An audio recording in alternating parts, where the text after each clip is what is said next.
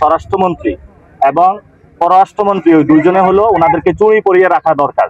একজন কলেজ ছাত্রকে রাতের বেলা ভারতীয় খুনি বাহিনী ধরে নিয়ে হত্যা করেছে এবং সেখানে আমরা ঘটনাস্থলে এসে যেটা বর্ণনা পেয়েছি, চোরা কারবারি যারা করে তারা তাদের একটা রুট বন্ধ করে দেওয়া হয়েছিল, তো তারা অন্য রুট চেক করার জন্য তাকে নিয়ে গিয়েছিল এবং সেখানে হলো এই নিরাপদ লোকটা তাদের কারণে হত্যাকাণ্ডের শিকার হয়েছে।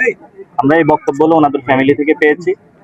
তো যে বিষয়টা হলো, আপনি যদি অপরাধ করে থাকেন তাহলে অপরাধের জন্য হলো দেশের আইন আদালত কানুন রয়েছে, সেটা তো হবে। আর যদি আপনি কোনো অপরাধও করে থাকেন, ডিরেক্ট গিয়ে যদি আপনাকে কেউ খুন করা হয়, তাহলে বোঝা যাচ্ছে বাংলাদেশে কোনো আইন বিচার আদালত এবং ভারতেও কোনো বিচার আদালত বলে কোনো কিছু নাই। এই জন্য আমরা সরকারকে আহ্বান জানাবো, যদি অতি দ্রুত সীমান্ত হত্যার উদ্যোগ নিন, বন্ধের উদ্যোগ নিন এবং যে শহীদ ফ্যামিলিগুলো রয়েছে সীমান্তে সেগুলোর সাথে সাক্ষাৎ করুন। এখানে স্কুল, কলেজ, ইউনিভার্সিটি নির্মাণ করুন যাতে এই মানুষের জীবন জীবিকা নিশ্চিত হতে পারে এবং সাথে সাথে সীমান্তে যে হত্যাগুলো হয়েছে এখানে যারা বিভিন্ন ব্যবসার সাথে জড়িত আছে, চোরা কারবারি, মাদকের সাথে, তাদেরকে আইনের আওতায় নিয়ে আসার জন্য। এবং বর্তমান পরিস্থিতিতে আমরা যেটা দেখছি, স্বরাষ্ট্রমন্ত্রী এবং পররাষ্ট্রমন্ত্রী ওই দুইজনে হলো ওনাদেরকে চুরি পরিয়ে রাখা দরকার।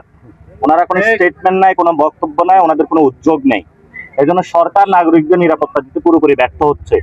সরকার যেমন ঢাকাতে ব্যর্থ হচ্ছে, সকল বিভাগে সীমান্ত নাগরিকদের নিরাপত্তা দিতে ব্যর্থ হচ্ছে। এই জন্য সরকারকে আমরা বলবো, আপনি যদি সত্যিকারের জাতীয়তাবাদী হয়ে থাকেন তাহলে আপনি সীমান্ত রক্ষা আপনার প্রধান কর্তব্য। আর যদি আপনি সীমান্ত রক্ষা করতে না পারেন তাহলে আপনি একটা ভুয়া জাতীয়তাবাদী। এই জন্য যারা ভুয়া জাতীয়তাবাদী আছে তাদের হাতে দেশ নিরাপদ নয়। আমাদের যারা সন্তান রয়েছে তাদেরকে আজকে খুন করা হয়েছে, ওনার বাবা রয়েছে এবং ওনার বাবার থেকে আপনারা বক্তব্য শুনবেন যে উনি বলবেন যে ওনার সন্তানকে কিভাবে। আপনার সন্তান কি কোনো মাদক টাদকের সাথে জড়িত ছিল? না, আমার যে উনি বলছে ওনার সন্তান কোনো মাদকের সাথে জড়িত ছিল না। স্কুল স্টুডেন্ট সবাই জিজ্ঞাসা করেন আমার সাথে। এবং বিজেপি থেকে যে প্রেস রিলিজ দিয়েছে সেখানেও বাংলাদেশের মানুষকে মাদক কারবারে চোরাচালানি তারা হলো সেগুলো আখ্যায়িত করেছে। এটা ভারতীয় বয়ান। আমরা বলবো বিজেপিকে ভারতীয় বয়ান থেকে সরে আসার জন্য।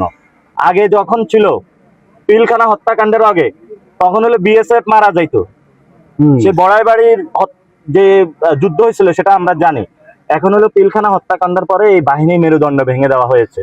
আমরা আশা করবো এই বাহিনীকে নতুন করে পুনর্গঠনের জন্য এবং নতুন উপযুক্ত ট্রেনিং এর মধ্য দিয়ে সীমান্তকে রক্ষা করার জন্য।